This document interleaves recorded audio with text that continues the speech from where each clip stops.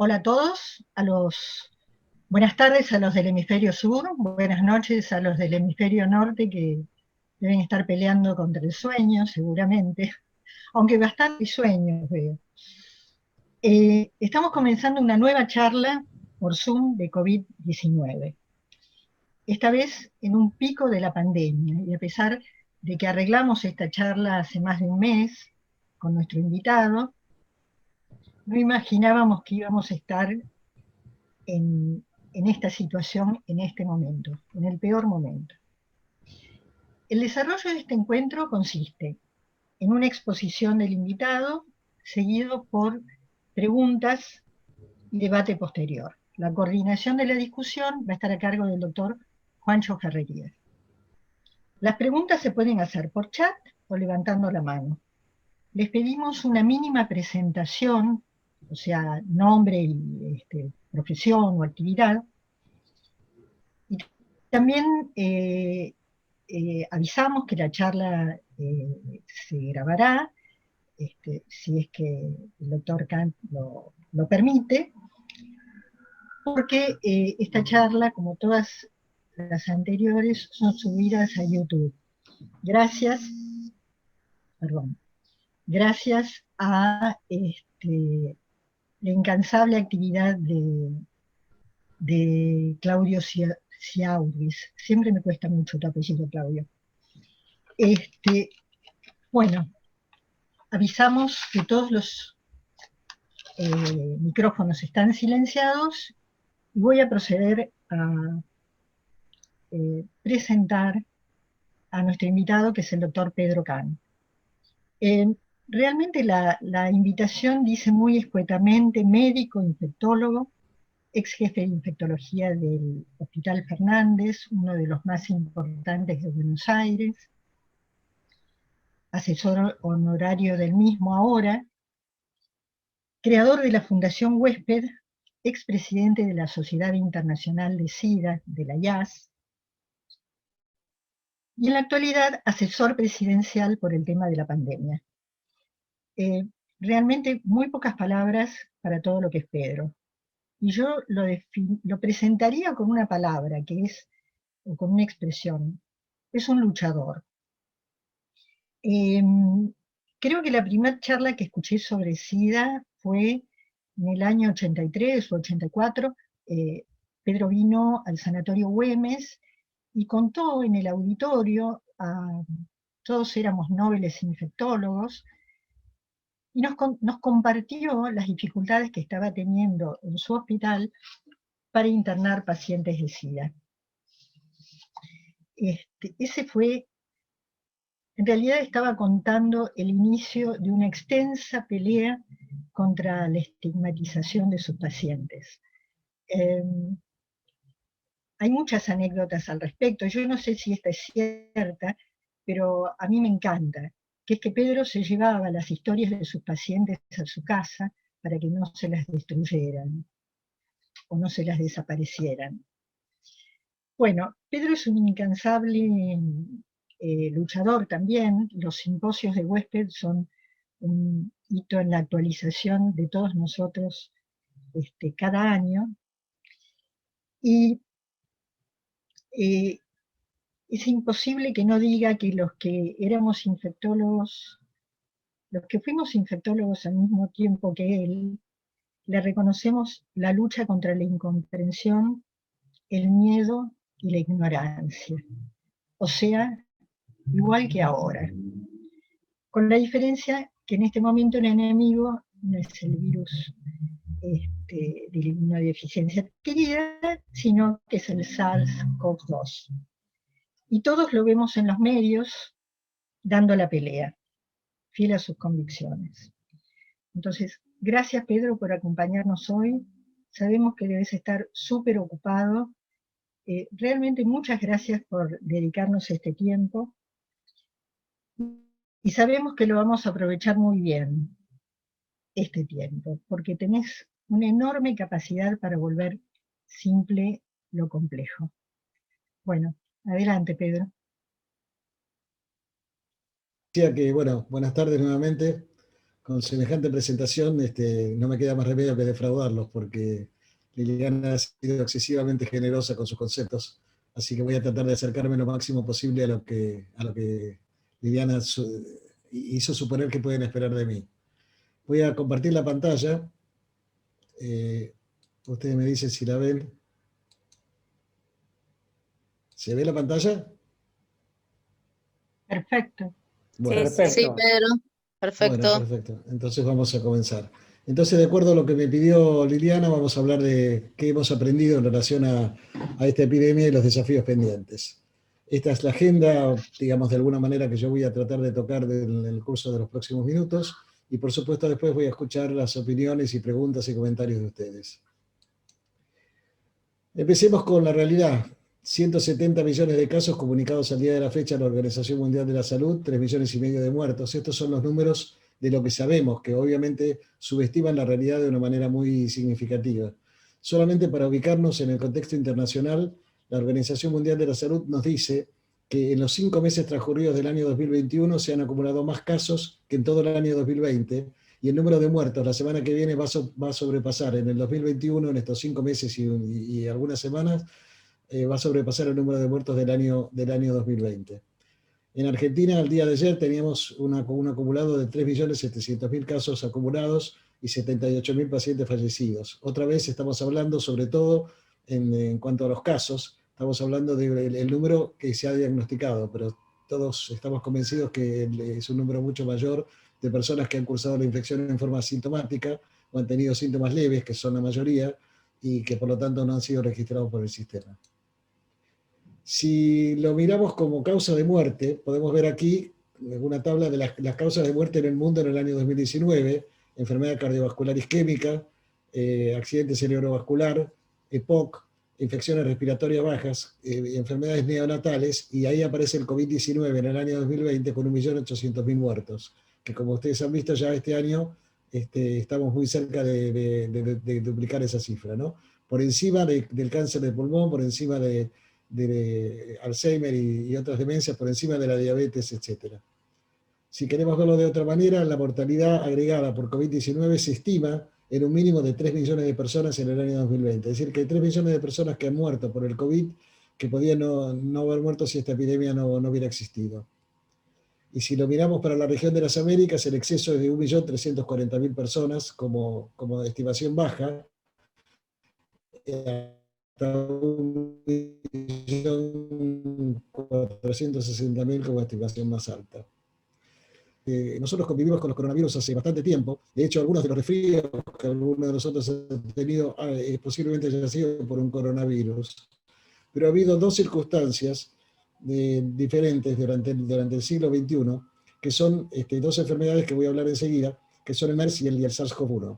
En este caso estamos hablando de un coronavirus, el SARS-CoV-2, en una cepa que no ha sido identificada previamente en humanos, lo cual significa que evidentemente no tenemos memoria inmunológica para enfrentarlos.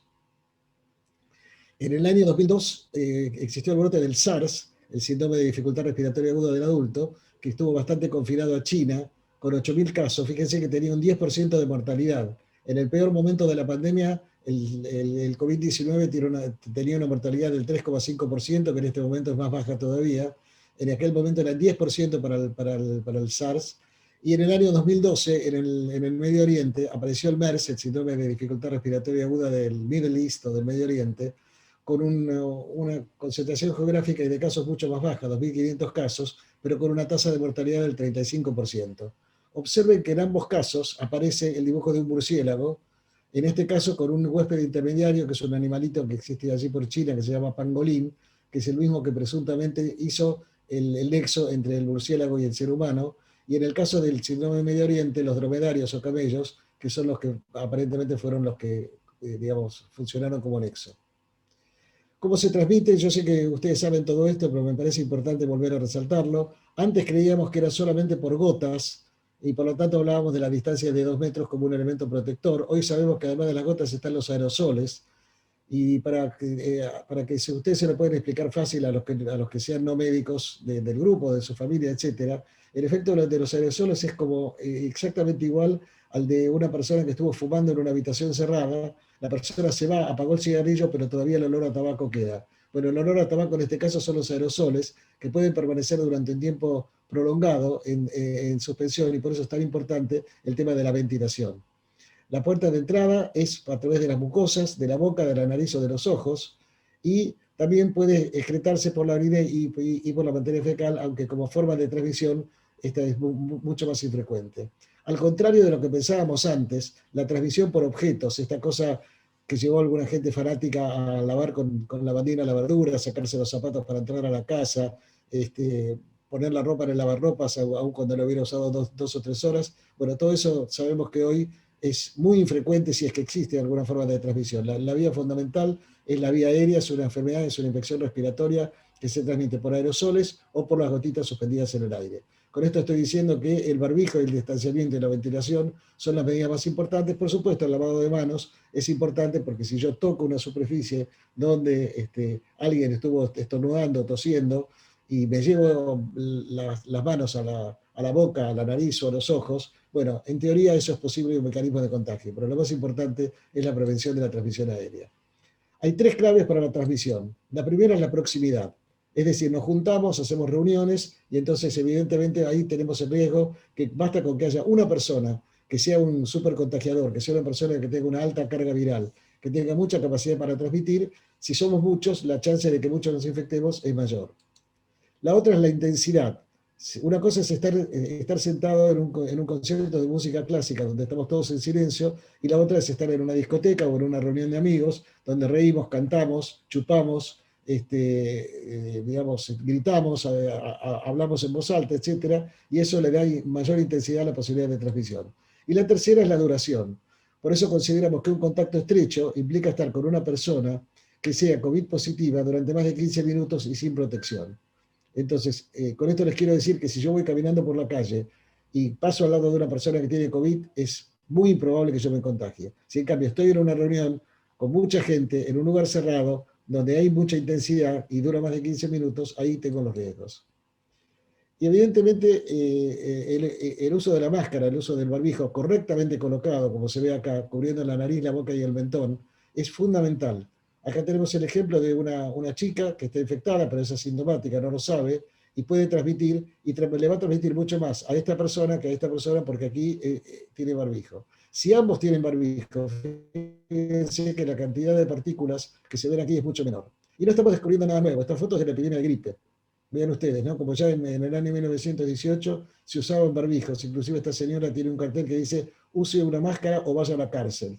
O sea que las medidas de control, las medidas de restricción de las libertades, como le gusta decir a alguna gente, no son ni siquiera un invento argentino, ni siquiera un invento contemporáneo. Son las medidas no farmacológicas de control que tenemos para las epidemias. El tema de la ventilación es muy importante. Acá tenemos el ejemplo de este señor que está hablando, gritando, cantando, vaya a uno a saber, y emite una cantidad de partículas importantes. Hay una ventana cerrada y hay una chica que tiene chance de contagiarse. Si por el contrario tenemos una buena ventilación, es cierto que se puede contagiar, pero las chances son mucho menores. Y este dibujo sería perfecto si tuviera también la puerta abierta, porque lo ideal es que haya ventilación cruzada. Eso ténganlo bien presente, sobre todo para los meses de frío, donde tendemos todos a guardarnos en casas, a cerrar todo. Es muy importante mantener la ventilación siempre que se pueda. Las consideraciones sobre la transmisión son las que yo les decía recién: toser, estornudar, cantar, hablar o simplemente respirar. Evidentemente son mecanismos por los cuales podemos eliminar este tipo de partículas y de aerosoles.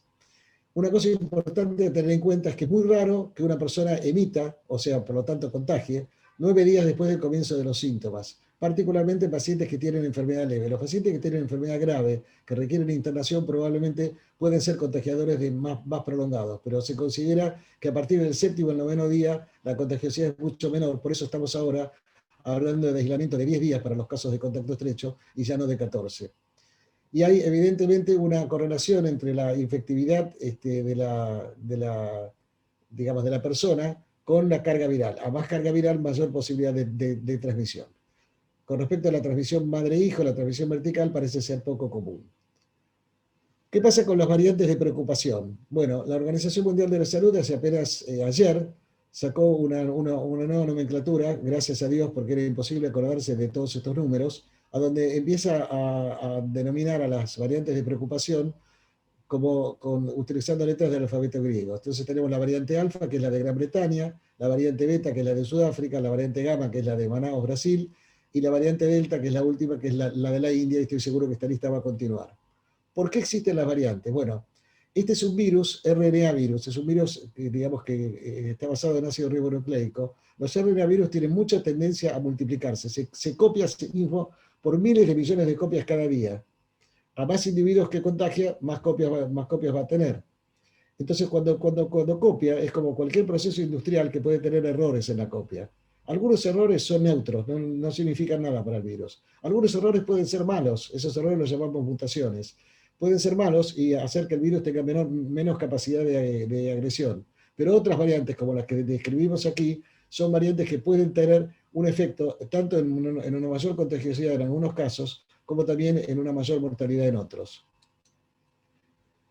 Evidentemente lo que hemos visto hasta ahora es que hay una mayor contagiosidad con la cepa de Gran Bretaña y con la cepa sudafricana, y pareciera ser que también que la cepa de Gran Bretaña podría tener un incremento en la severidad del caso. Y yo creo que parte de lo que estamos viviendo en este momento en el mundo tiene que ver con estas variantes de preocupación. Puede haber una susceptibilidad disminuida para ciertos agentes terapéuticos como los anticuerpos monoclonales, tanto en la cepa sudafricana como en la cepa británica. Y de alguna manera hay alguna evidencia ya para la cepa P1, para la cepa de Manaus, que puede evadir a la inmunidad natural adquirida por una infección previa. Entonces, evidentemente, estas variantes de preocupación son uno de los elementos que hace que yo haya definido que en vez de hablar de una segunda ola de la pandemia, tenemos que hablar de una nueva pandemia. Esta es una nueva pandemia por tres razones que voy a ir describiendo durante la charla. La primera es que se trata de una sociedad que está mucho más cansada y fatigada por las enormes frustraciones que hemos tenido que acumular en este tiempo. Todos hemos tenido que cambiar planes, todos, salvo una pequeña minoría, estamos peor económicamente. Todos, evidentemente, hemos tenido que suspender relaciones sociales, familiares, etc. Esto es muy fatigoso para la gente. El segundo elemento tiene que ver con el virus, que es este tema de las variantes, y el tercer elemento, que me voy a referir al final, es la cuestión de las vacunas. Por eso digo que es una pandemia distinta. Acá pueden ver ustedes en esta parte del gráfico cuáles serían los escenarios cuando comparamos digamos, este es un modelo matemático, ¿no? En una determinada localidad, en un determinado país o ciudad, donde se parte con 10.000 infecciones. Si tenemos una cepa más letal, vamos a ver que inicialmente va a generar más muertes, ¿sí? Pero que de alguna manera, si no aumenta el número de casos, el número de muertos que aumenta es de alguna manera no tan importante. En cambio, cuando tenemos una cepa que es 50% más transmisible, la letalidad termina siendo más grande. Porque si bien estamos diciendo que hoy la letalidad está por debajo del 2%, bueno, el 2% de 45.000 casos es obviamente más alto que el 2% de 6.000 casos como hemos llegado a tener en la Argentina.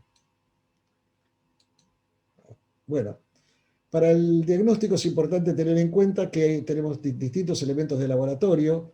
El estándar de oro es la PCR, la técnica de reacción en cadena de la polimerasa, que se hace por hisopado de nasofaringio, orofaringio o también por test de saliva, como se puede hacer, que se positiviza desde 48 horas del comienzo de los síntomas. Por eso cuando tenemos un caso clínico, le pedimos que rastree sus contactos estrechos de las últimas 48 horas. Luego, la PCR va a seguir positiva, como les dije, hasta el octavo o noveno día, como ven aquí se agota a los 14, es un dibujo, nada más. Y luego están los test de anticuerpos, que pueden medir IgM, que es un reactante de fase aguda, que desaparece antes, y la IgG, que se mantiene más tiempo. Aquí tengo que hacer una salvedad. Hay mucha gente que se hace test de anticuerpos después de vacunarse y se espanta porque no tiene una buena respuesta de anticuerpos. No se preocupen, lo que importa es la respuesta de la inmunidad celular, que es la que guarda la memoria. No tiene sentido hacerse test de anticuerpos después de la vacunación.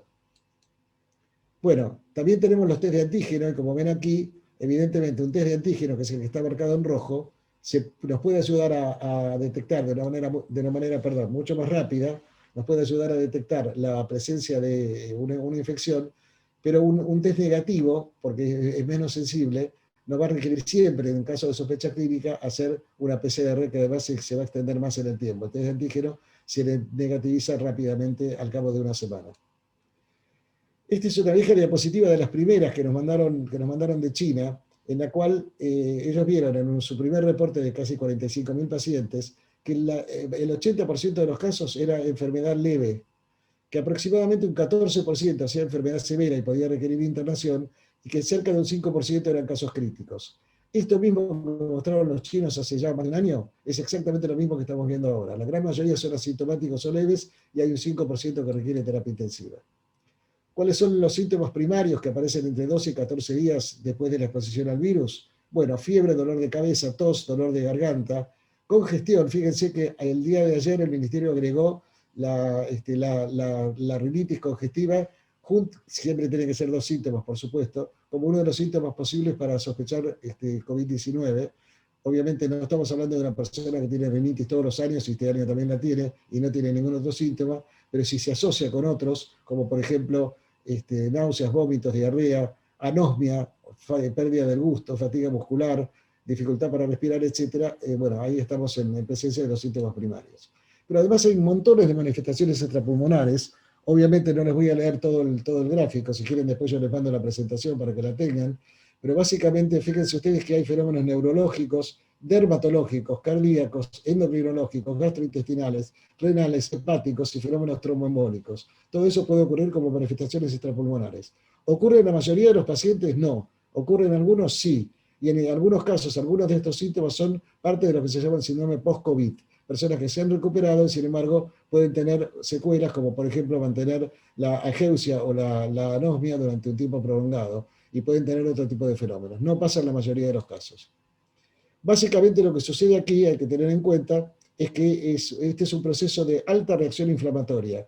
Los pacientes que requieren cuidado crítico, que requieren internación, que requieren oxígeno, lo que quieren no es solamente una infección viral, tienen una hiperrespuesta del organismo a través de distintas sustancias llamadas linfoquinas, interleuquinas, factor de necrosis tumoral, y otros elementos más que se secretan a partir de los macrófagos y que evidentemente van a generar este tipo de respuesta inflamatoria, que es lo que en realidad daña. Es un mecanismo para los médicos, un mecanismo muy similar a lo que pasa en los cuadros de sepsis, por ejemplo. Y acá tienen ustedes este dibujo que habla de la tromboinflamación como una bomba, que sucede en muchas circunstancias. Ocurre en la sepsis, como yo les decía, ocurre en algunas enfermedades hematológicas, en circunstancias de trauma, en el rechazo del trasplante, en la preeclampsia en las mujeres embarazadas, quemaduras graves, etc. El mecanismo es el mismo. Es un mecanismo que enciende la coagulación, produce inflamación y fenómenos de trombosis. Y se postula como un elemento central en la fisiopatología de esto una inflamación del endotelio. Para aquellos que no son médicos, el endotelio es digamos, la pielcita que recubre el interior de nuestros vasos arteriales y venosos. Bueno, el virus SARS-CoV-2 se une a las células huésped por vía de un receptor llamado AC2 que está muy densamente poblado en las células endoteliales. Entonces, en series de autopsia se pudo comprobar la presencia de endotelitis y de inclusiones virales. Esta endotelitis vascular va a producir una activación plaquetaria, entre otros fenómenos, una activación de los sistemas de coagulación y una alteración del flujo sanguíneo. ¿Cuáles son los factores que incrementan digamos, el riesgo individual? Como pueden ver aquí, si nosotros tomamos como elemento de comparación chicos entre 18 y 29 años, ustedes pueden ver que en la medida que va aumentando la edad, aumenta el riesgo de hospitalización. Y que ese riesgo aumenta más de 13 veces en las personas mayores de 85 años, más de 8 veces en las mayores de 75. Y si hablamos de riesgo de mortalidad y tomamos el mismo grupo de comparación de 18 a 29 años, pueden ver que se incrementa 30 veces en los mayores de 50, 90 veces en los mayores de 65 y más de 200 veces en los mayores de 75. O sea que la política de, digamos, de vacunar en primer lugar a las personas que tienen edades más avanzadas tiene una lógica absolutamente entendible. Por el otro lado, hay factores individuales que incrementan el riesgo para las personas de tener una enfermedad más grave. Por supuesto que si se tienen 2 o 3 condiciones de estas es peor, pero fíjense que la que tiene más importancia es la obesidad severa, un índice de masa corporal arriba de 40. Enfermedad renal crónica, diabetes, obesidad, pero no tan marcada, hipertensión y asma son los factores que aparecen como elementos de riesgo y son parte de las comorbilidades que se consideran también para las prioridades de vacunación.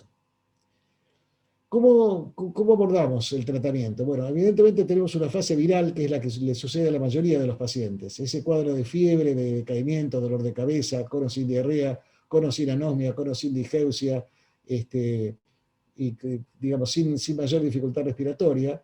Una fase que luego empieza a agredir a los pulmones y produce la neumonía, que muchas veces es neumonía bilateral, y produce la respuesta inflamatoria del huésped, que genera entonces la situación de shock, fallo cardíaco, y con los marcadores inflamatorios muy elevados.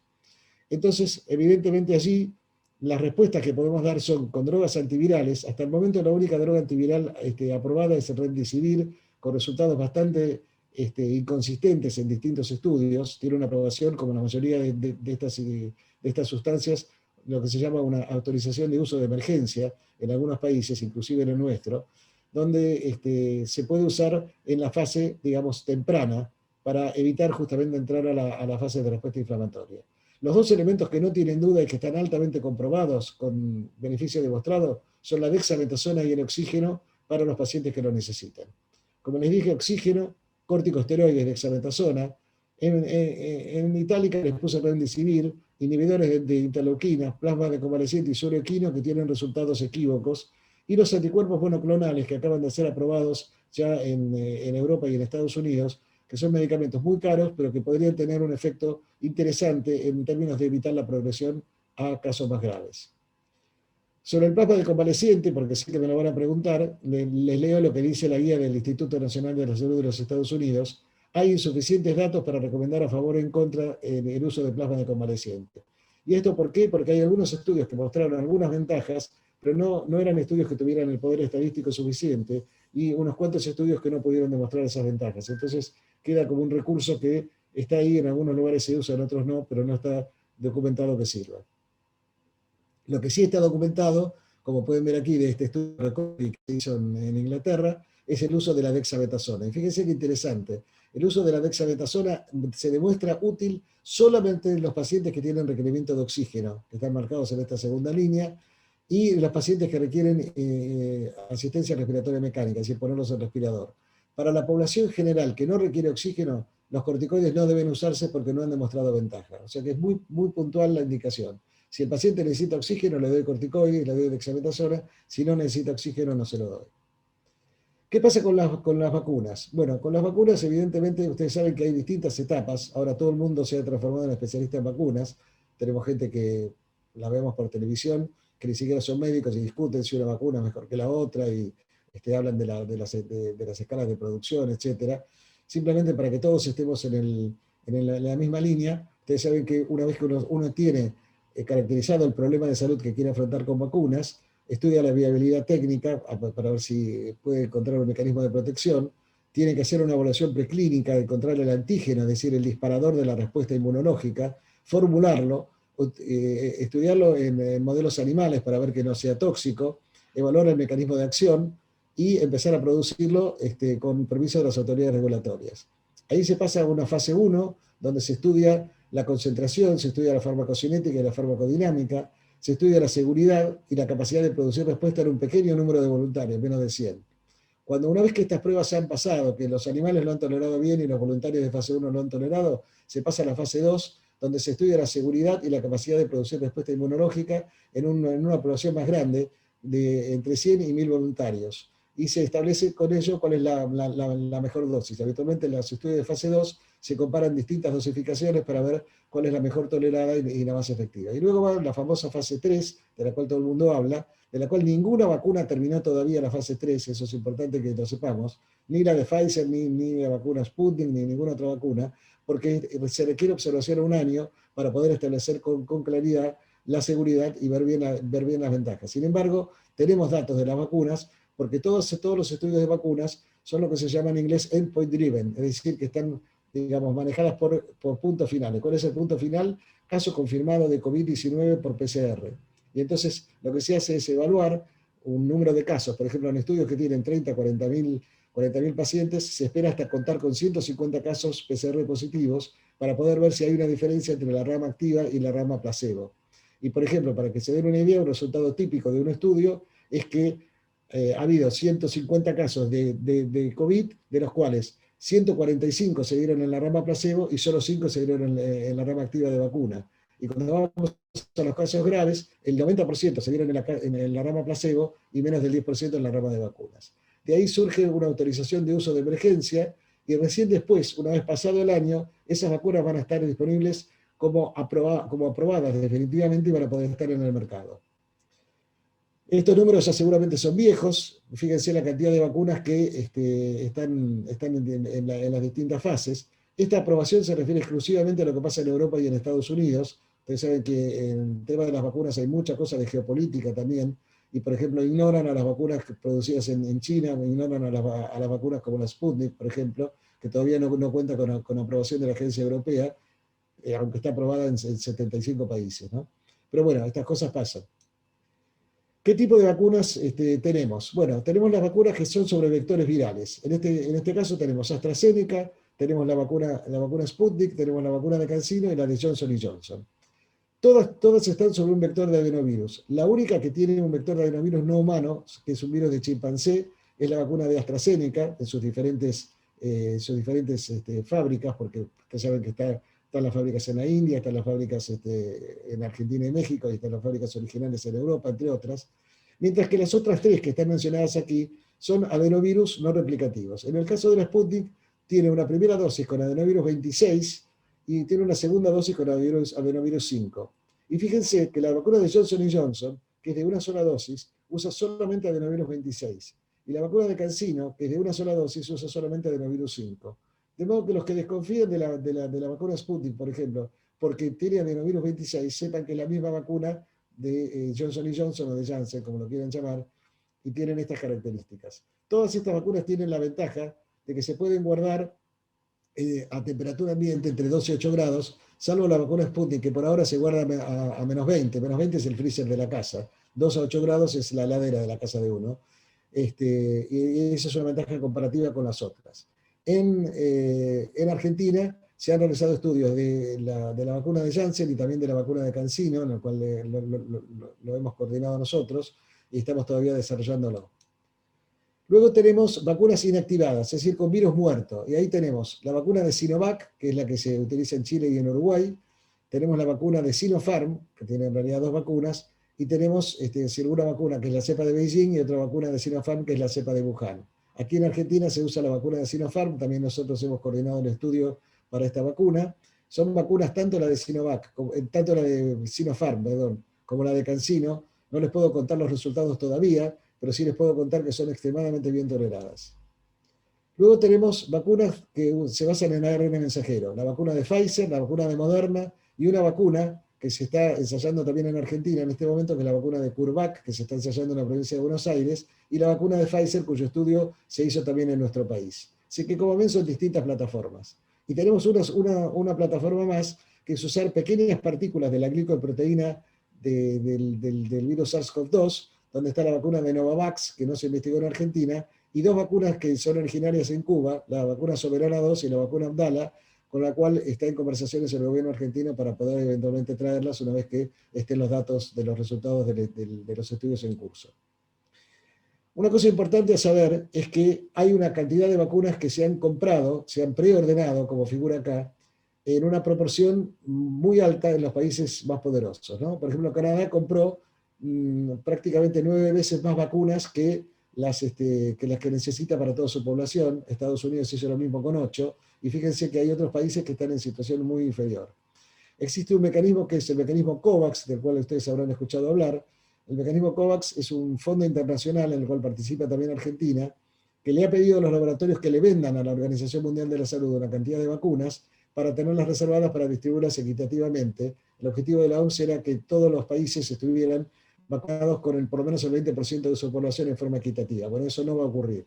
Ahora, lo interesante es que Canadá preordenó para prácticamente 9 veces su población, sin embargo no tiene vacunas suficientes para más del 20%, porque lo mismo que le pasó a Argentina le pasó a otros países. La mayoría de los exportadores de vacunas no pudieron cumplir con sus órdenes porque la demanda fue mucho mayor que la oferta. ¿Cómo es el famoso tema de la inmunidad de rebaño? Sin tener en cuenta el impacto de las variantes de preocupación. Este gráfico no las tiene en cuenta, así que probablemente el número que leen acá abajo que se requiere vacunar al 60, al 72%, probablemente sea mucho más alto en presencia de las variantes de preocupación. Les muestro acá el ejemplo, ¿no? Si tenemos una persona infectada que contagia a otras 4 personas, que a su vez contagian a otras 4, y así se multiplica. Si esta persona infectada se topa con una persona que está vacunada, esta persona ya no transmite. La única que transmite es esta que no está vacunada. ¿Se entienden? Entonces que evidentemente necesitamos vacunar una alta proporción de la población para reducir la cadena de transmisión. Por ahora el mérito fundamental que tienen las vacunas es que reducen severamente las formas graves, como les voy a mostrar enseguida. ¿En qué situación estamos en Argentina? Al día de ayer teníamos vacunados casi 10 millones de personas con primera dosis y 2.800.000 también con la segunda dosis. Y acá pueden ver cómo ha ido progresando al día 28 de mayo, está actualizada esta gráfica, cómo ha ido progresando la vacunación de primera dosis y la vacunación de segunda dosis. Y acá pueden ver ustedes los porcentajes de vacunas aplicadas según edades. Entonces se tienen en la fila naranja, esto está el 17 de mayo, o sea que está desactualizado, pero es el último dato que tengo del ministerio, el 72,5% de las personas de 60 a 69 años, el 83% de las personas de 70 a 79 años y el 75% de las personas de más de 80. Aclaro, de las personas que se anotaron voluntariamente para vacunarse, no quiere decir que el 83% de las personas estén vacunadas, sino de las personas que se anotaron. Sabemos que hay un porcentaje de personas que no se anotan porque no saben, porque no quieren, porque tienen miedo, porque compran el discurso antivacunas, etc. Y a esas personas habrá que ir a buscarlas casa por casa para tratar de convencerlas una vez que se termine la etapa masiva de la vacunación voluntaria.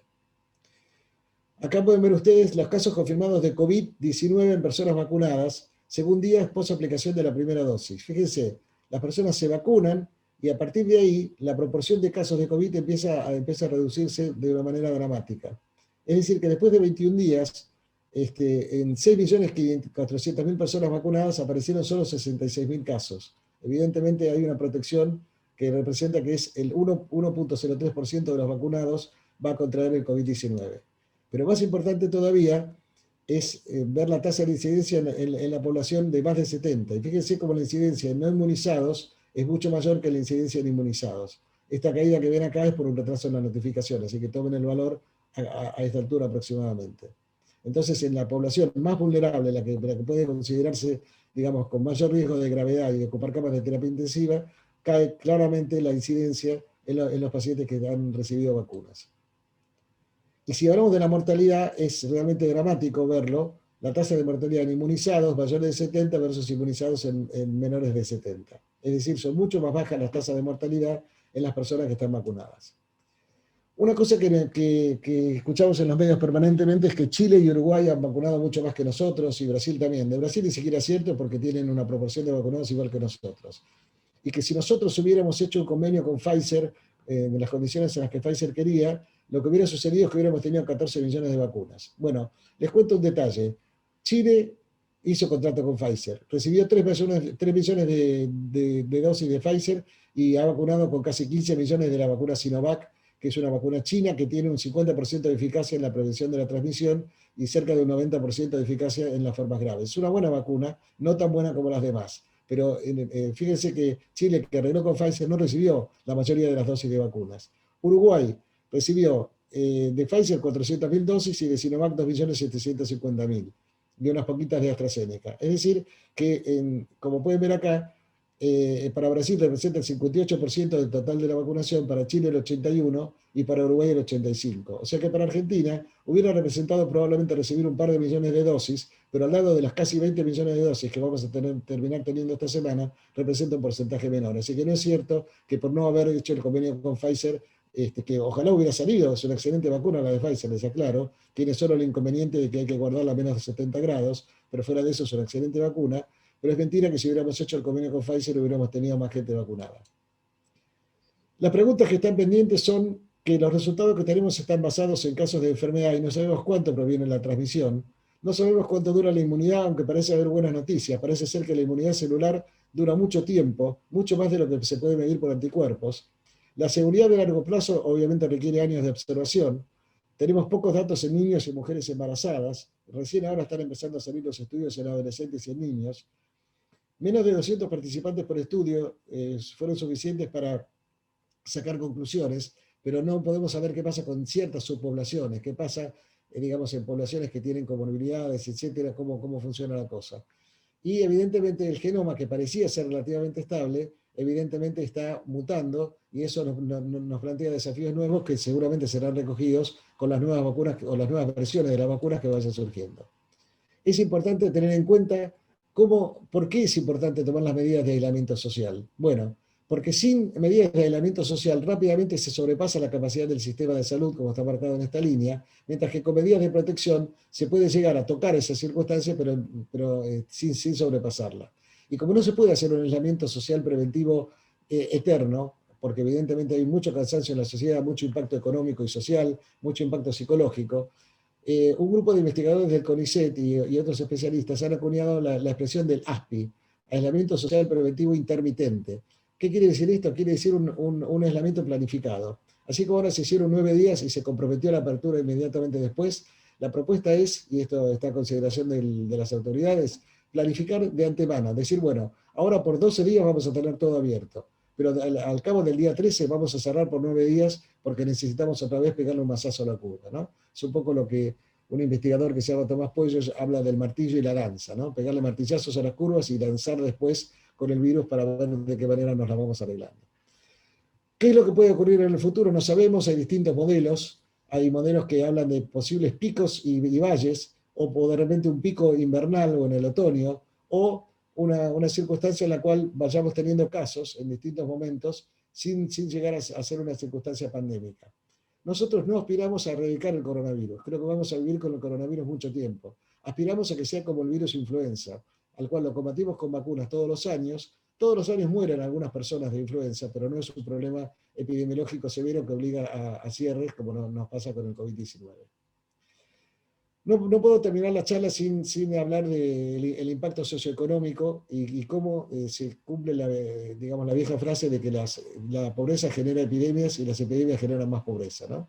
Entonces, fíjense ustedes cómo en poblaciones en Brasil, por ejemplo, que tienen un nivel de desarrollo humano mediano, o alto, o muy alto, cómo puede verse que, en primer lugar, la población no blanca la pasa peor en términos de mortalidad que la población blanca. Esto se ve en los estratos de ingreso medio y de alto nivel de desarrollo, y en los que tienen muy alto nivel de desarrollo, ahí ya la diferencia entre blancos y negros se desaparece. Ahora fíjense acá abajo, no sé si alcanzan a leer, acá habla de analfabetos, perdón, disculpen, acá habla de analfabetos, escuela primaria y universitaria. Cómo la educación es un proxy que protege, ¿no? Es decir, los universitarios tienen una mortalidad menor en los 3 grupos comparados con las personas que tienen solo educación primaria o son analfabetos. Y esto evidentemente es un proxy de la situación social. Y esto es Brasil, pero ¿qué pasa en Estados Unidos? Fíjense con el tema de las razas. Los latinos, que no representan la mayoría de la población, sin embargo representan la mayoría de los casos, la mayoría de las hospitalizaciones y la mayoría de las muertes en la ciudad de Nueva York, por solamente citar un caso, ¿no? Es decir, la mayoría de la población es blanca, pero no ocupa el primer lugar ni en casos, ni en hospitalizaciones, ni en muertes. Y esto no es porque el virus tenga una predilección por ciertas razas, sino por la situación social de latinos y de negros. Y si hablamos de nivel de pobreza bajo, mediano, alto, muy alto, los que tienen nivel de pobreza muy alto tienen más casos, más hospitalizaciones y más muertes. O sea que nuevamente lo que sucede con la pandemia es que llueve sobre mojado, ¿no? Las personas que están en situación más vulnerables, las personas vulneradas, son las más vulnerables frente a la pandemia. Y este es un documento que es de la CEPAL y de la OPS, que no se los voy a leer entero, pero marqué algunas frases. Sin lograr controlar la pandemia es imposible pensar en la reactivación económica. La vida, la salud y el bienestar son primordiales y constituyen prerequisitos. La reducción de las desigualdades son un eje orientador de estas políticas. La protección social es una herramienta central para enfrentar la pandemia, de modo que la lucha contra la pobreza, la desigualdad y la exclusión debe ser una pieza fundamental. Y finalmente, que las medidas deben estar basadas en información científica y no en el chantapufismo que solemos ver por televisión. Hay un concepto que es el concepto que nos da la Organización Mundial de la Salud, que es el concepto de infodemia, es decir, habla de la pandemia y habla de la infodemia, que es la difusión de noticias falsas que circulan por internet, circulan por las redes sociales, circulan por televisión, con ejemplos que tenemos bien claros en nuestro país, por ejemplo, ¿no? Como la promoción del dióxido de cloro, o las vacunas, digamos, las vacunas que producen, que te implantan un chip y te vuelven un enemigo de la sociedad, o como esta señora que, por ejemplo, dijo que la Argentina es el primer país fuera de la Unión Soviética que utilizó la vacuna Sputnik. Se olvidó que el muro de Berlín se cayó hace ya unos cuantos años, ¿no? Pero bueno, digamos, esta gente tiene micrófono por televisión. En conclusión, estamos frente a un desafío sin precedentes a escala global, con un futuro incierto todavía, que yo creo que vamos a salir de esto con las vacunas y con los cuidados, no solamente con las vacunas, sino que hasta que las vacunas hagan efecto y tengamos vacunado una proporción importante de la población, evidentemente necesitamos seguir manteniendo todas las medidas de cuidado. Una enfermedad de alta transmisibilidad que nos sorprende sin memoria inmunológica, que como les dije antes, es una infección viral, pero que puede desencadenar una hiperrespuesta inflamatoria, que tiene un espectro clínico del cual vamos aprendiendo todos los días, que genera una extrema necesidad de recursos técnicos, humanos y económicos. Hay muchos tratamientos en estudio, pocos aprobados, y tiene un gran impacto económico-social inducido por la pandemia. Y de esto, cuando esa frase, que parece una frase hecha, de esta o salimos entre todos o solos no vamos a salir, eso tiene valor tanto a escala global, de cooperación internacional, como a escala local. Si alguien piensa que dejando que los africanos se mueran de COVID, van a estar a salvo porque vacunaron a su población, se equivocan, porque la gente circula y las infecciones circulan, y el ejemplo del HIV que decía Liliana antes es un ejemplo extraordinario en este sentido, ¿no?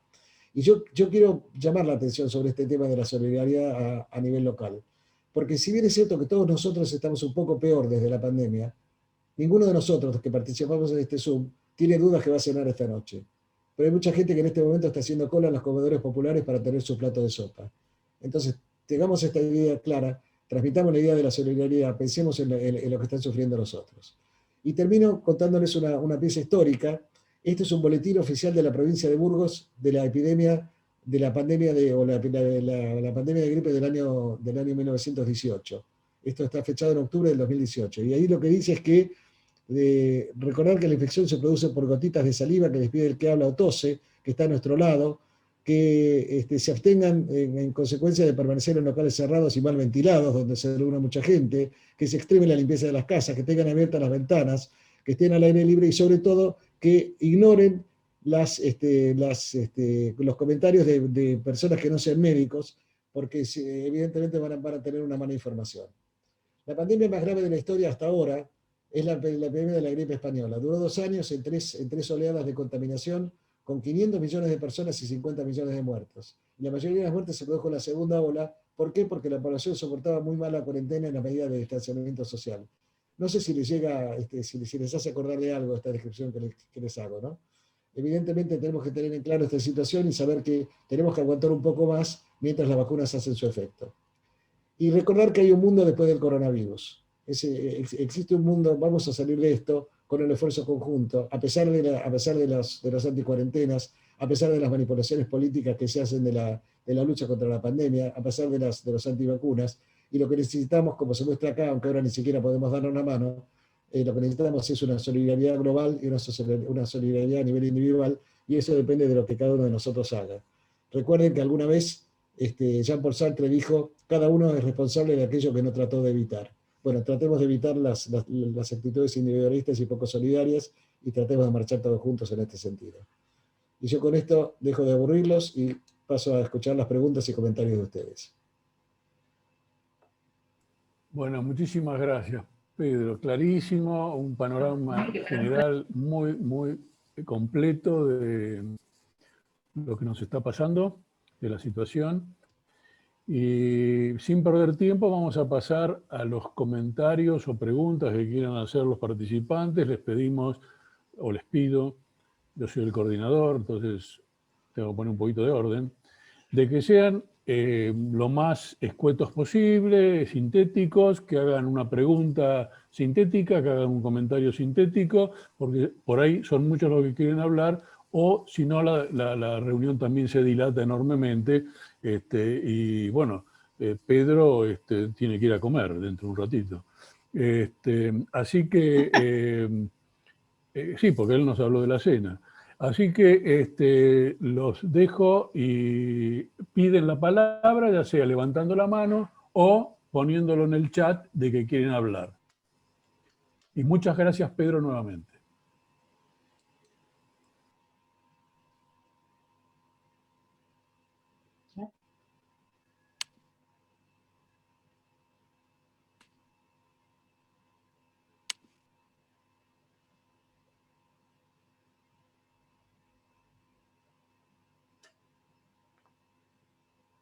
Bueno, parece que la claridad de Pedro nos iluminó enormemente. Marcelo Beltrán quiere hacer una consulta. Bueno, adelante Marcelo. ¿Qué pasó que se... ¿Se escucha? Alguien está Sí, compartiendo la escucha. pantalla de Juancho. Algo ocurrió desde con... Juancho. Bueno, adelante Marcelo. Bueno, no, la pregunta es si Pedro puede hacer esto es un cálculo, una estimación de qué hubiera pasado en cuanto al número diario de muertes que estamos teniendo nosotros si no hubiera estado tan bien instalado el plan de vacunación por riesgo de las personas, o sea, por edad o por comorbilidades. Es difícil de saber. Yo lo que escuché es una estimación matemática que hizo Jorge Aliaga, que es un físico que hace estudios de modelaje en relación a la pandemia. Él estima que se han ahorrado con las vacunas administradas hasta mediados de mayo unas 5.000 muertes aproximadamente. Pero no es una estimación mía. Gracias, Pedro. Una pregunta quiere hacer Cristina de Jan y después Manuel Álvarez. Adelante, Cristina. Si tenés el micrófono cerrado. Ahí está. Hola, buenas tardes a todos. Muy buena su charla, doctor, lo felicito, muy claro. Mi pregunta es sobre la posible combinación entre los distintos tipos de vacuna, dado que la mayoría apunta a la proteína Spike y muchas de ellas, por ejemplo, la de Canadá y la Sputnik 2, tienen el mismo adenovirus y se supone que tienen, digamos, la misma incorporación del ADN de la proteína incorporado, ¿no? De la misma proteína. Sí, en teoría, digamos, yo te doy una opinión personal. En teoría yo creo que se van a poder combinar las vacunas. Si me preguntás si hay evidencia estudiada del uso de vacunas en forma mezclada, no. Se está trabajando en eso. De hecho, hay un proyecto que está desarrollando AstraZeneca con el Instituto Gamaleya en la combinación de la vacuna Sputnik con la vacuna de Astra. Y sé que en Inglaterra también están empezando a administrar vacunas de distintas estirpes, pero todavía no tenemos datos de un estudio científico que lo autorice, ¿no? Manolo Álvarez. Muchas gracias. Muchísimas gracias, muy bien explicado, bien argumentado y muy ordenado. Para mí me ha servido para ordenar ideas. Me ha gustado mucho también la última parte, lo que significa las diferencias sociales y la diferente afectación que tienen diferentes grupos étnicos y económicos y culturales. Cosa que a veces es difícil de demostrar porque en el mismo país es fácil, pero entre países es más complicado. Yo esta mañana he puesto a mis alumnos el trabajo final de la asignatura y es algo que por curiosidad, lo he puesto por puro egoísmo porque no tengo claros los datos, que es todos aquellos efectos en términos de morbimortalidad que la aparición del COVID ha realizado en la sociedad que no es COVID. Es decir, todos los cánceres que se han dejado de diagnosticar precozmente, todos los infartos que se han dejado de tratar, todos los estudios de diagnóstico precoz o de tratamiento precoz como código ictus o estudios angiográficos, es decir, las consecuencias no que están directamente ligadas a COVID, pero sí que están ligadas a COVID porque la gente no ha ido a los hospitales, no ha salido de casa, ha tenido miedo, o los hospitales no han podido funcionar correctamente, o la primaria no ha funcionado correctamente.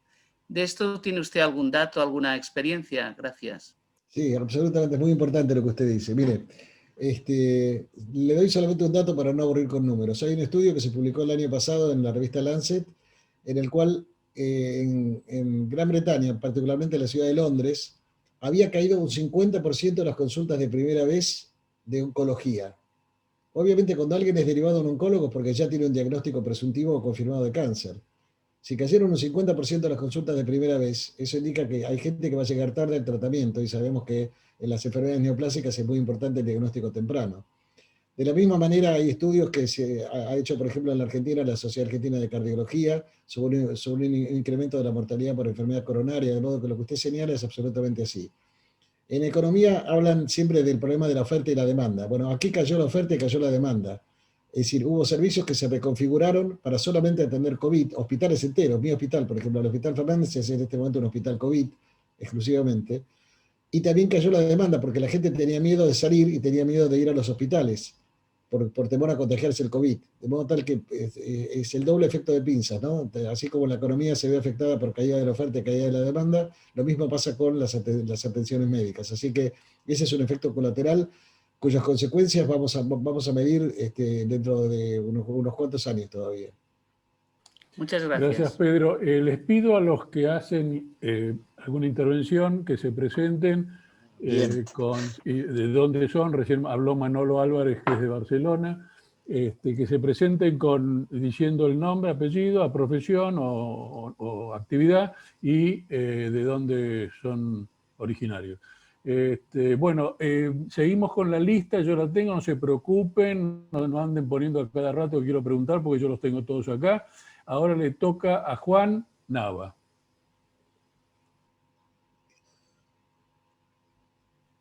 No, Juancho, yo no pedí la palabra. Perdón, Juan Nava me hizo una que pedía la palabra Nardo. Perdón, Nardo.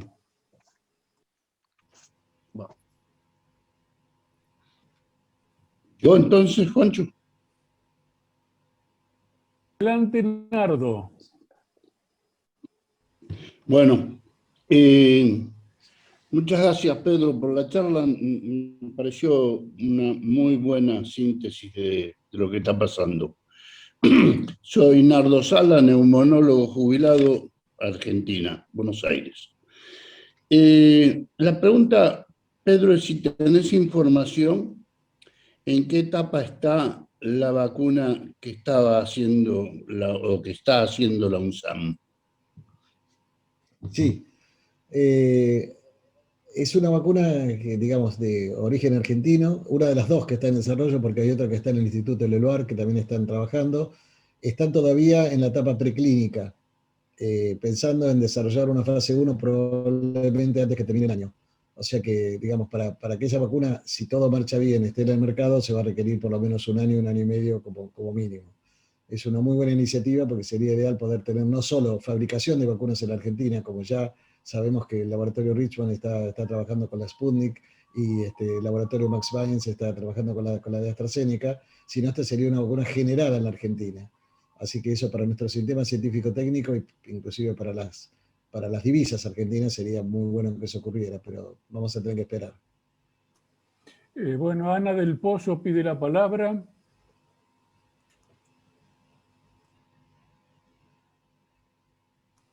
Ana, a lo mejor no tenés el micrófono, ¿eh? Sí, Oscar ya te Sí, ya está. ¿Ahora? Sí. No, mi pregunta ya la formularon antes y tenía que ver con saber cuál era la opinión de Pedro sobre el mix de vacunas, sobre el cual están haciendo ensayos en el Reino Unido. Y también, sobre todo, me llamó la atención porque Health Canada hoy publicó que están por sacar una política para hacer una aplicación de vacunas mezcladas y no las parecidas precisamente. Parecería que que lo que se propone es mezclar la vacuna Pfizer, la Moderna con AstraZeneca, que son las 3 vacunas que están aprobadas en Canadá, ¿no? Sí, yo creo que es un escenario muy probable que nos vamos a encontrar con mezcla de vacunas en el futuro. Lo que pasa es que yo trato de darles información basada en la evidencia. No, claro. Digamos, evidencia de estudios que demuestren que se puede mezclar vacunas no hay. Que haya una evidencia empírica, que algunos países lo empiecen a hacer y ahí descubramos que no hay ningún riesgo, es altamente probable. Claro, por eso mi pregunta era ¿qué opinabas vos de de sacar una política, ¿no? A mí me sorprendió un poco. Bueno, a ver, estamos trabajando, yo lo dije desde el principio de la pandemia, ¿no? Somos como un grupo de actores que va escribiendo libretos sobre el escenario. Es decir, estamos aprendiendo en la medida en la que vamos juntando evidencia y vamos aprendiendo sobre la marcha. Entonces, este tipo de políticas de repente puede aparecer cuando Inglaterra dijo vamos a vacunar con una dosis a todo el mundo, hubo gente que se espantó, dijo, ¿cómo van a hacer una cosa así? Y ahora todo el mundo está vacunando con una dosis como objetivo prioritario y va agregando segundas dosis en la medida en la que se va pudiendo. Porque se ha visto que ya con una primera dosis tenés muy buenos efectos, pero bueno, esto hace un año hubiera sido un sacrilegio. Claro. Gracias, está perfecto. Bueno, muchas gracias, Pedro. Les pido nuevamente, no sean indisciplinados, nombre, apellido, especialidad y procedencia. Ahora le toca a Oscar Colia. Bueno, muchas gracias. Soy Oscar Colia, soy médico especialista en terapia intensiva del Hospital Piñero. Pedro, brillante la charla, me encantó, muy buena. Aparte, te comento que yo fui paciente tuyo hace 23 años en el Fernández y bueno, acá estamos hablando. Bien. Así que salió todo bien. La pregunta es, hace unos días surgió entre colegas una consulta, dado que la mayoría de nosotros en el ámbito médico estamos vacunados, la posibilidad de tener cercano a nosotros un contacto estrecho. ¿Cómo considerar un contacto estrecho estando vacunados nosotros?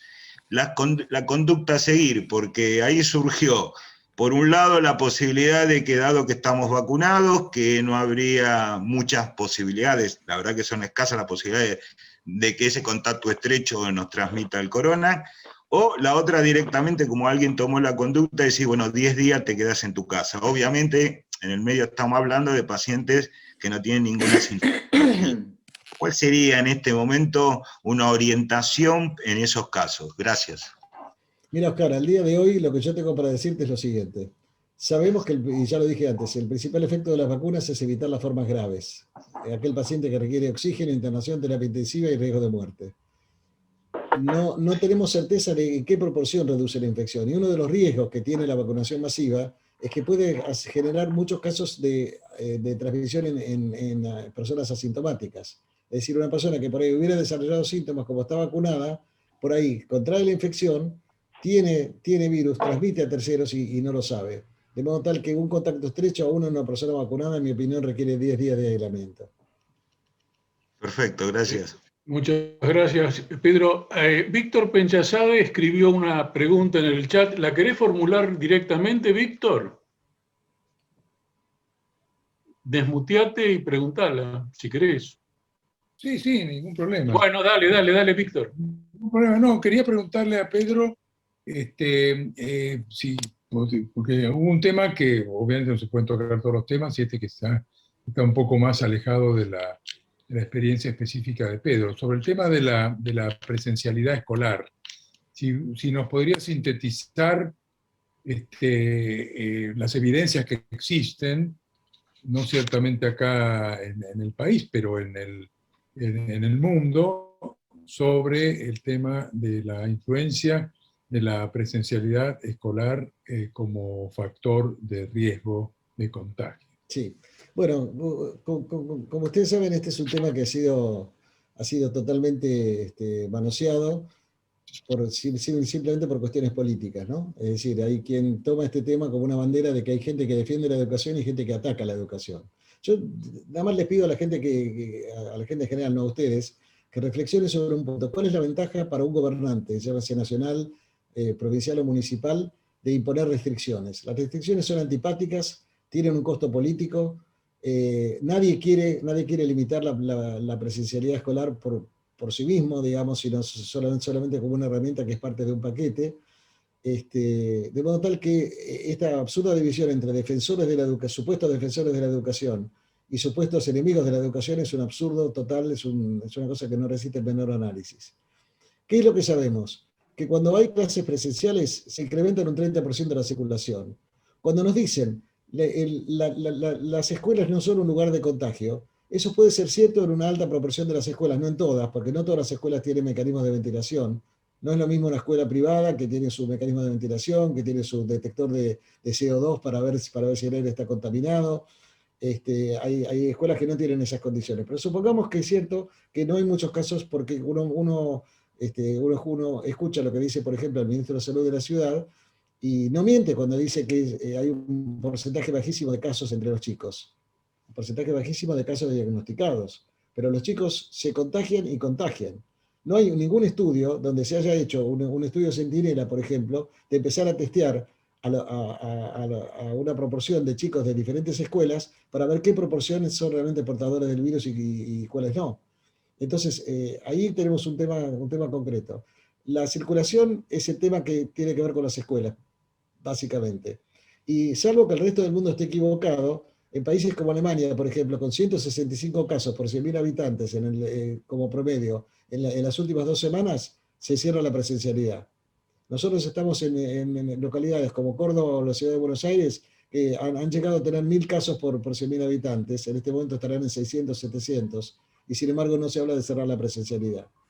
Y para peor se judicializó el tema y la Corte Suprema dice en el fallo que no tienen elementos para evaluar la situación, pero que por si acaso está bien que la ciudad mantenga las clases abiertas. Entonces es una circunstancia muy difícil. Hoy estaba escuchando que Mendoza, por ejemplo, no va a respetar el aislamiento estricto que corresponde del fin de semana, de sábado y domingo, porque tienen necesidades los gastronómicos, que son muy ciertas. Ahora, digamos, en vez de producir un subsidio para los gastronómicos por parte de la provincia de Mendoza, que es una provincia rica, prefieren abrir los bares y los restaurantes y así, digamos, separarse de lo que es el DNU presidencial.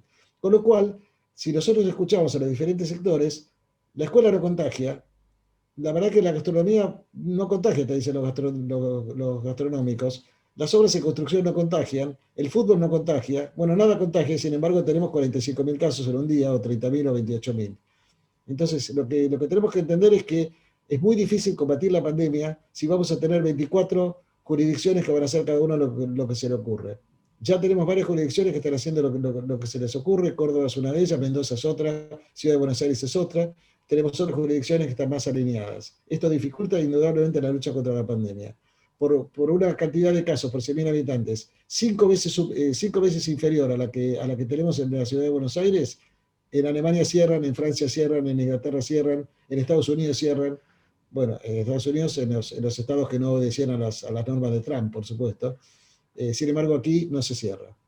Entonces se hace un cierre parcial. Los secundarios de tercero y cuarto y quinto año pueden hacer educación virtual, los de primero y segundo año no. La primaria tiene clases, el jardín maternal tiene clases, y se entiende que es una incordia para los padres. Es absolutamente lógico y que es mucho mejor la educación presencial. Es una catástrofe que no podamos tener educación presencial. Pero mayor catástrofe es que sigan circulando los casos y muera la gente, ¿no? Bueno, gracias, Pedro. Les reitero que se presenten, nombre, apellido, estado civil, bueno, y procedencia. ¿A qué se dedican? Esas 3 cositas nomás. Bueno, muy bien. Ahora está anotado para preguntar Carlos Nava y después Carlos Bevilacqua. Bueno, nada, Pedro, brillante tu exposición, todo el perfil social que le has dado, que por otro lado no me sorprende en absoluto porque te conozco desde hace muchos años y te recuerdo que la última vez que nos vimos fue en el homenaje a Eddie O'Neill en los 40 años del secuestro y la desaparición.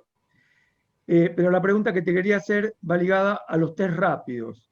Sé que en Europa y en Alemania fundamentalmente, pero en toda Europa se usan los test rápidos y se obliga incluso a los empleadores a que le den 2 test rápidos a cada empleado por semana como autodiagnóstico. Y la pregunta es, ¿te parece a vos que este método puede llegar a servir, dado que la única arma en la que recurrimos nosotros y el conjunto de la humanidad es el aislamiento? Y bueno, es un arma que viene desde la Edad Media o desde antes en las pandemias. Y esta arma nueva, que sería los test rápidos y de uso por la propia gente y no por los bioquímicos, yo creo que aceleraría los diagnósticos y el aislamiento precoz del que se diagnosticó. ¿Qué opinas vos?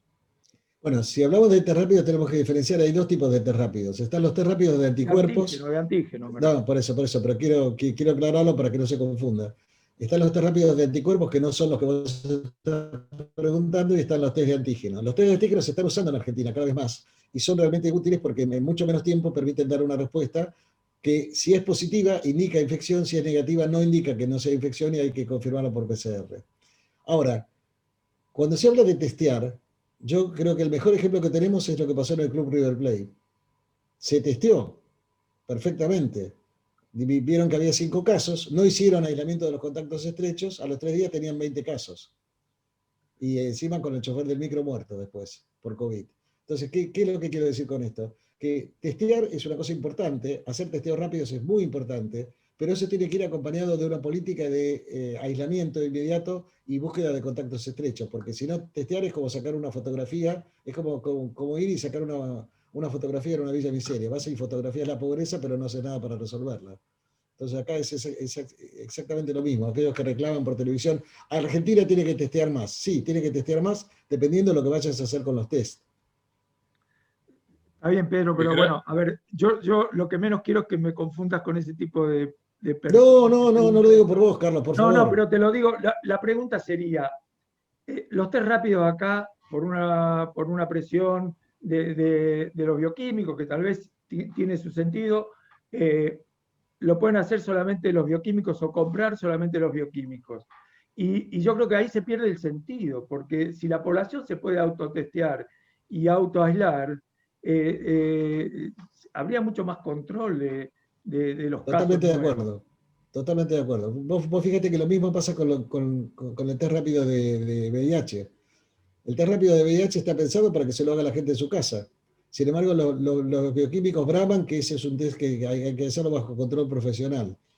Cuando ya, por ejemplo, el test de embarazo, las mujeres se lo hacen en su casa. El EVATE se lo tiene que hacer un bioquímico, ¿no? No, y los diabéticos se controlan la glucemia a través de la lanceta en su casa también. Y esto tendría que ser lo mismo. Yo creo que sería una avance. Estamos de acuerdo. Bueno, gracias. Bueno, muchas gracias, Pedro. Hay muchísimos anotados para preguntar.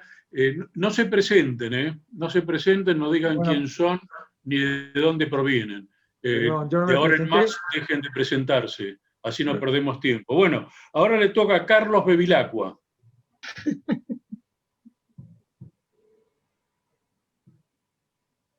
Hola. Hola, Pedro. Bueno, yo conozco a Pedro hace muchos años por sus colaboraciones en SATI y sé que sus charlas son muy buenas. Esta me pareció excelente, brillante. Solamente quería hacer yo soy intensivista y tuve oportunidad de conversar con una compañera nuestra que muchos de los aquí presentes conocen y que vive en Alberta, Canadá, en Calgary, de hace 45 años, y que preguntaba sobre por qué compraron tantas vacunas, yo reprochándole por qué compraron tantas vacunas de manera tan insolidaria. Dice, bueno, no sé cuántas compraron, pero a nosotros nos llegaron muy pocas, porque son muy pocos los vacunados, son muy pocos los médicos que recibieron la segunda dosis, además de la primera, y compraron, no sé, 9 veces lo que necesita la población, pero les llegó para el 30 y pico. Así que quería comentar esto apoyando lo que vos te referías a los que aquí publicitan o promocionan la Pfizer. Me gustó mucho la charla nuevamente, ¿no? Gracias. Bueno, muchas gracias. Ahora está Constanza Castellano, que hizo una pregunta en el chat, y si la quiere hacer personalmente, se desmutea y la hace. Si no, la leo yo. Constanza. Acá yo lo veo. Quería saber si hay estudios de personas infectadas, si hay algo que pueda agravar el cuadro. En ese caso, aparte, si es otra cepa de la prima infección, claro. No entiendo la pregunta. ¿La podés clarificar, Constanza?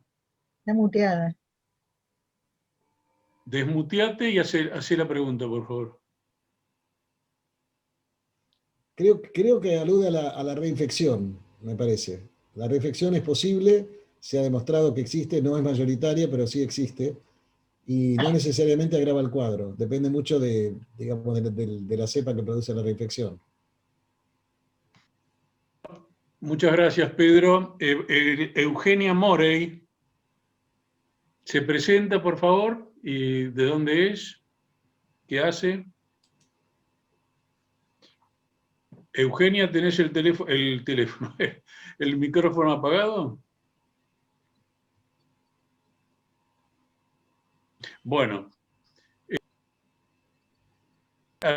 vamos a pasar a la siguiente, que es Tote. Dice Tote. No sé. Sí, buenas noches. Me voy a presentar, Javier Colina, de Barcelona. A ver, estudiante de filosofía del grupo de la Peregne, que no me deje nada en la presentación. Y bueno, desde que yo he solicitado la pregunta hasta ahora, ya ha habido algunas intervenciones suyas que ya me han aclarado un poco el tema. La pregunta en concreto era si usted cree que la sociedad ha aprendido de esta pandemia o va a aprender debido a que nosotros ya hemos tenido otras pandemias y hemos tenido otro día después. Dentro de toda la sociedad y todo el cambio que hay hoy en día, si usted ve que realmente esta sociedad en general, global, va a tomar constancia de este tema de hoy en día de la COVID-19, que usted lo ha magnificado con toda la serie de datos, sobre todo la Hopkins University, para saber si nosotros hemos aprendido del día después. Ese que usted marcaba que siempre hay esperanza, pero que algunos vemos que como sociedad no acabamos de escarmentar. Nada más. Bueno, qué pregunta. Y viniendo de un filósofo, me lo pregunta a mí que soy simplemente médico. Pero yo le puedo dar una opinión personal en este sentido. Cuando comenzó la pandemia se escuchaba mucho una frase que decía, de esto vamos a salir mejor. De esto vamos a salir mejor, más buenos, etc. Y yo la verdad que cuando me decían eso decía, a ver, hemos pasado la Primera Guerra Mundial, la Segunda Guerra Mundial, la Guerra de Vietnam, la Guerra de Corea, el genocidio armenio, el Holocausto, nosotros hemos pasado la dictadura militar y no hemos salido mejores. O sea que no creo en la mejoría individual. Lo que sí creo es que hay algunas lecciones aprendidas que sí van a quedar definitivamente. Yo creo que nadie se va a animar más a discutir el rol esencial que tiene el Estado en la defensa de la salud pública. Me parece que nadie más se va a poder animar a decir no necesitamos un Ministerio de Salud o un Ministerio de Ciencia y Tecnología. Creo que digamos, las inversiones en salud pública y en medidas de prevención están de alguna manera, han ganado su lugar y los economistas van a tener que acomodar sus ecuaciones a este tipo de realidades, porque no tenemos ninguna seguridad que esta sea la última pandemia. Es más, es posible que no lo sea. Lo que tenemos que estar es mejor preparados para enfrentarla. Y con respecto a las conductas humanas, yo creo que la pandemia, como todas las crisis, lo que hace es agravar las circunstancias preexistentes. Aquel que es solidario se ha vuelto más solidario. Aquel que es miserable se ha vuelto más miserable.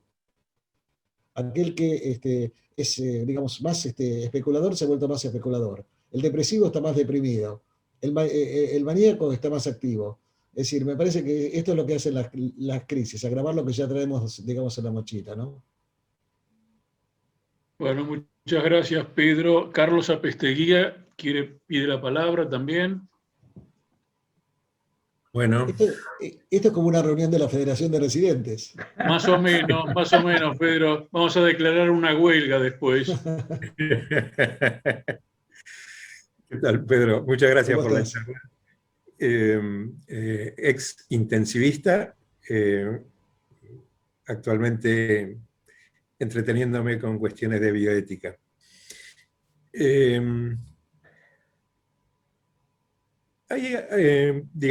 Hay unas voces que pedíamos, me incluyo, que se levantaran las restricciones sobre la propiedad intelectual de las vacunas a los fines de que pudieran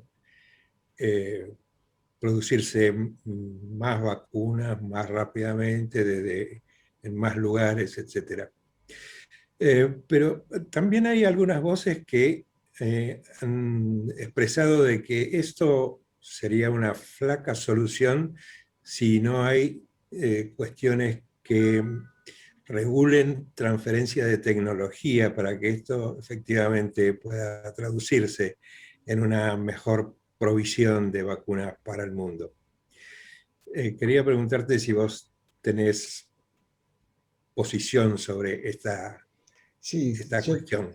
Creo, Carlos, que en tu pregunta está la respuesta. Obviamente no se trata simplemente de levantar transitoriamente, que es lo que se ha pedido, las vacunas, las patentes sobre las vacunas, los derechos de patente, sino hacer la transferencia de tecnología, tal cual vos lo señalás. Porque mañana te pueden decir, Pfizer te puede decir, bueno, muy bien, podés fabricar la vacuna de mRNA. Bueno, en la Argentina, en las circunstancias actuales, no la podrías fabricar. Tendrías que montar toda una estructura para hacerlo. Entonces, me parece importante tener en cuenta eso, ¿no? Ahora, evidentemente, esto tiene un impacto económico muy importante, porque salvo en el caso de AstraZeneca, cuya dosis cuesta entre 3 y 4 dólares, todas las demás vacunas cuentan con un costo que va de 20 dólares para arriba. Entonces hay que tener en cuenta eso, ¿no? La diferencia entre una vacuna donde hay un margen de lucro más allá de cubrir los costos y algún beneficio marginal que tendrá Oxford y AstraZeneca, versus una vacuna que se impone en el mercado al precio que el mercado pague. De hecho, hay vacunas que el gobierno empezó a negociar con valores de 70 dólares la dosis y se terminaron comprando a 27, 28 dólares, ¿no? Pero fueron negociaciones al mejor estilo tendero, ¿no? Te doy tanto, bueno, te compro tanto, ¿cuánto me bajas el precio?, etcétera. Bueno, gracias, Pedro. Ahora quiere preguntar Analía Carbani. Hola, yo soy médica hematóloga del Hospital de la Provincia de Buenos Aires. Muchas gracias por su charla, muy buena, y además mi reconocimiento por todo el arduo trabajo que han desarrollado desde el inicio de esta pandemia, ¿no? Sobre todo también con tantas voces a veces en contra de ustedes. Y bueno, que esta pandemia es diferente a la del año pasado, es decir, es así, y lo que nosotros vemos es que los pacientes, ahora bueno, son pacientes jóvenes a diferencia del año pasado, que vienen con unos valores de saturación bajísimos, que por ahí uno no esperaba ver, y bueno, rápidamente son pacientes que pasan a terapia y fallecen, ¿no? O sea, el tema es la alta mortalidad que tenemos ahora en pacientes de 40, 50 años, que el año pasado la pasaban en su casa, con fiebre, con mialgias, y se recuperaban en forma espontánea, ¿no? Y inclusive hay gente más joven que tienen ahora el COVID, y que, bueno, quizás no requieren internación, aunque tienen fiebre, fatiga, pero que la recuperación después, digamos, se les hace bastante larga y complicada, ¿no? Entonces quería saber si el tema es, bueno, son otros virus, es otra mutación, los pacientes consultan más tarde, es un tema nuestro de atención médica, qué es lo que está pasando, porque son pacientes relativamente jóvenes, que el año pasado, digamos, se la pasaban leve y ahora fallecen.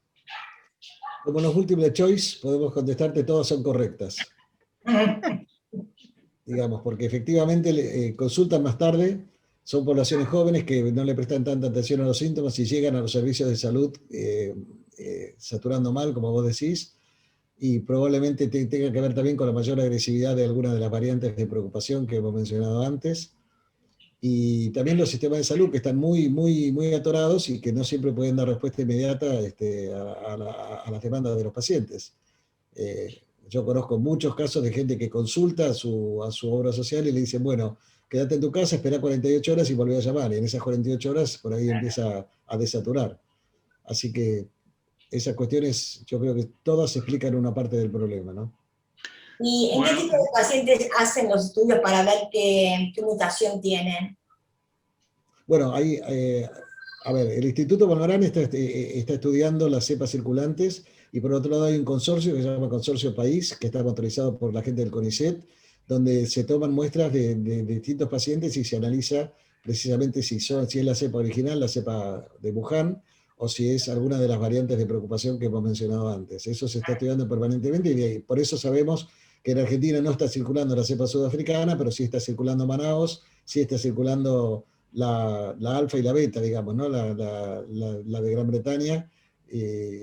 No, la beta no me acuerdo cómo es, cuál es, porque lo aprendí ayer recién. Pero no importa. La de Gran Bretaña y la de Manaos seguramente están circulando, eso ya lo tenemos comprobado. Bueno, gracias, Pedro.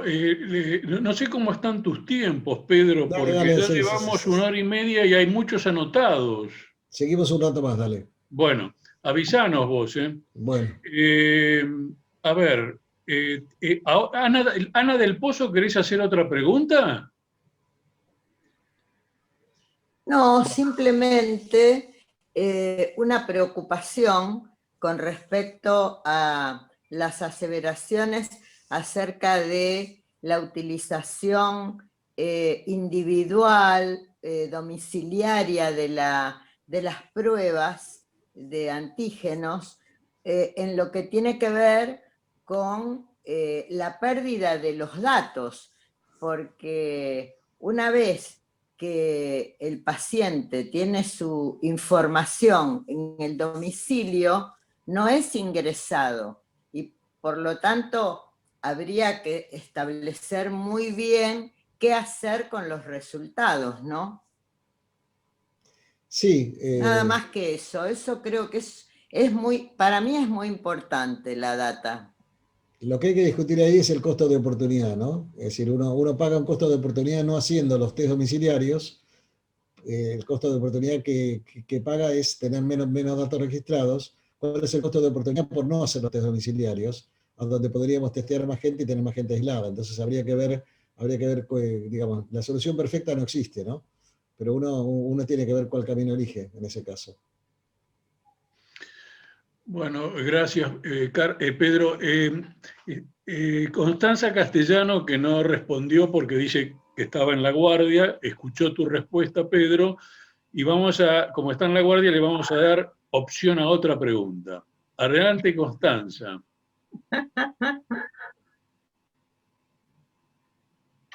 Hola, buenas tardes, la verdad que hermosa la charla. Yo quería saber si usas la hidrocortisona en vez de la en internación. Habías hablado que la DEXA la usaba cuando ya hay requerimiento de oxígeno. Por ahí en algunos lugares la usamos ambulatoria, en la primera consulta, cuando hay un poco de tos, que todavía no desatura. Y después hidrocortisona en internación a veces. Sí, la hidrocortisona, usando las cantidades equivalentes, los miligramos equivalentes a la dexametasona, se puede usar. El uso ambulatorio de la dexametasona en pacientes que no requieren oxígeno no ha demostrado tener ventajas, y como vos sabés, la dexametasona, todos los corticoides pueden tener algunos efectos adversos que, digamos, no justificarían su uso en personas ambulatorias, ¿no? Perfecto. Y otra cosa, yo soy especialista en medicina transfusional, soy de Santa Fe, de Argentina, hicimos muchas extracciones de plasma de convalecientes. En ese momento hacíamos los anticuerpos, ¿no? Y una variabilidad tremenda. Algunos de 10, de 7 y otros de 140, me acuerdo.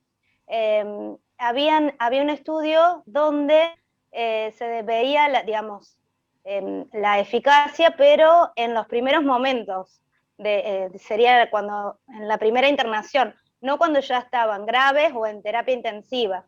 Pero poco se ha usado en clínica, por ejemplo, que eran los pacientes que se internaban sin gravedad al principio, ¿no? Te estoy hablando del año pasado. Este año casi que ni se está usando, ¿no? Sí, precisamente porque los estudios no arrojaron una evidencia significativa de su utilidad. Muy bien, gracias, Pedro. Teresa Picotto, ¿está o se fue? Porque había perdido el turno, ¿no? Bueno, se debe haber ido.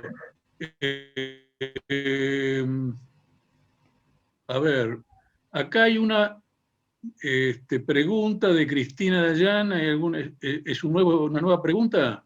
Cristina, ¿que le hiciste una? Sí. A ver, me voy a presentar, soy bioquímica, trabajo en el estudio de la variabilidad genética de las poblaciones de Argentina, en la cátedra de antropología biológica.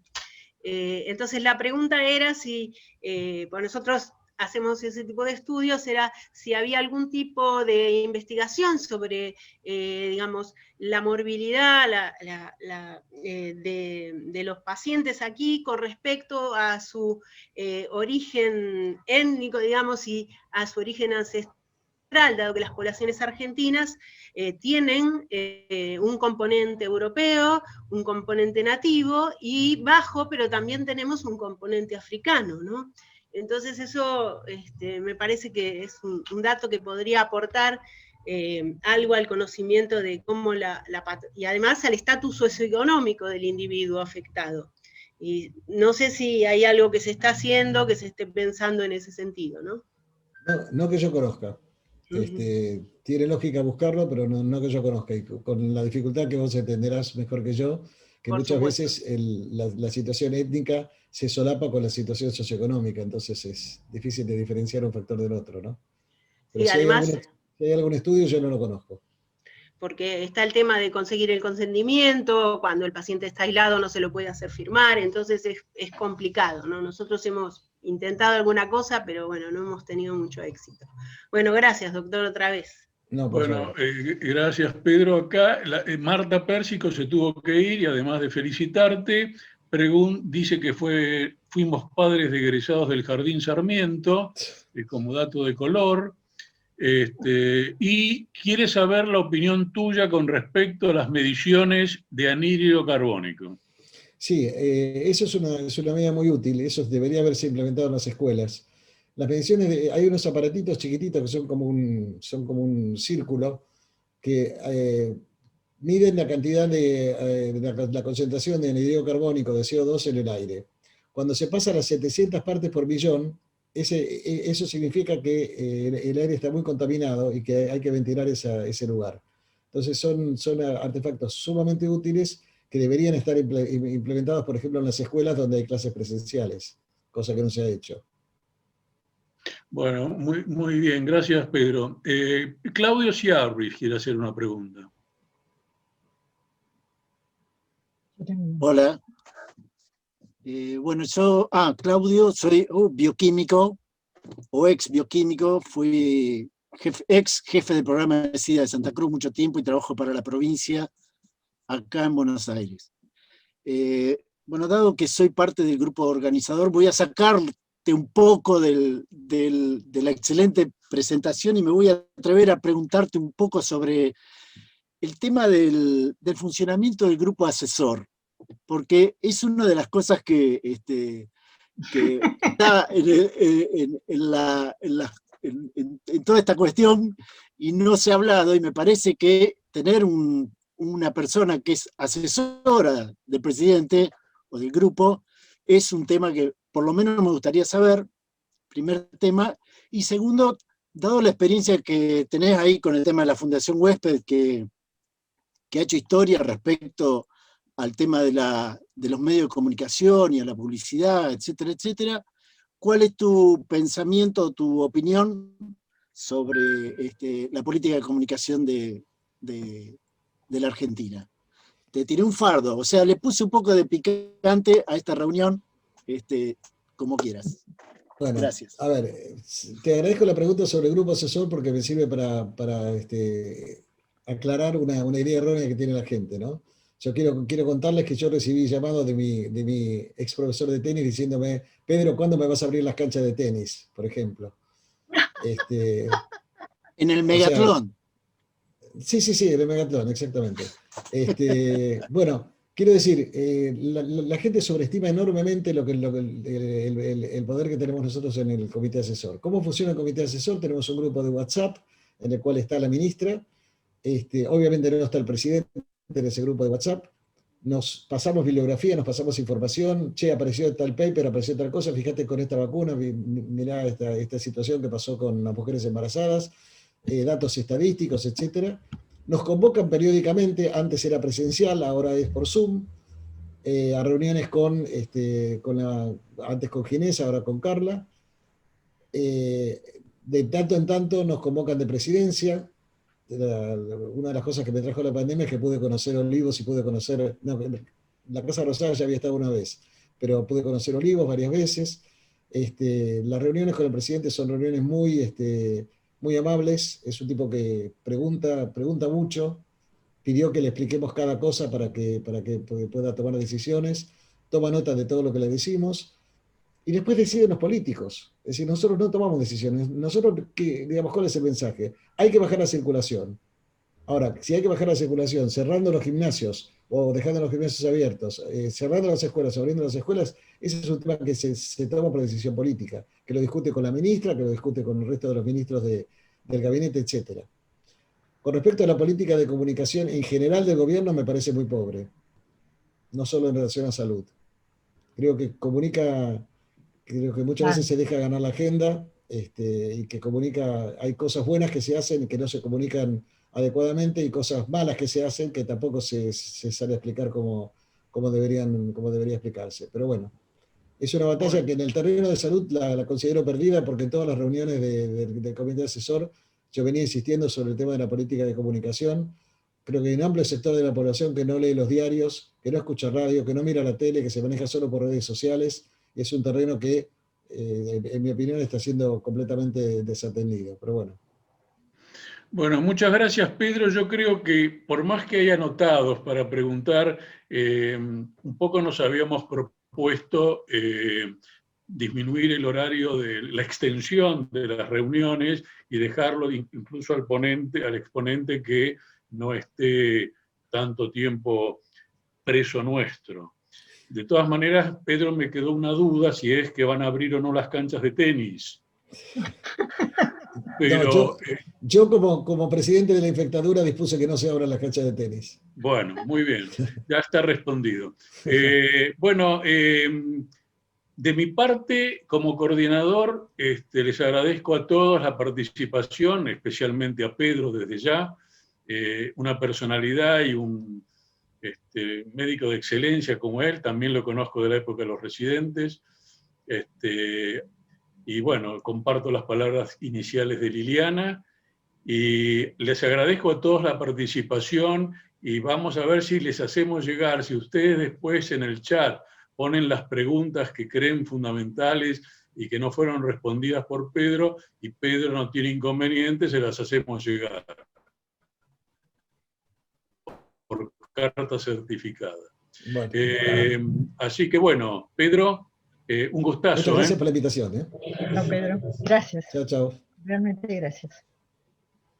Muchas gracias. Muchas gracias, doctor Kahn. Gracias a ustedes. Un aplauso. Un abrazo. Muchas gracias. Muchas gracias, Pedro. Gracias, gracias. Gracias. Gracias, Pedro, gracias.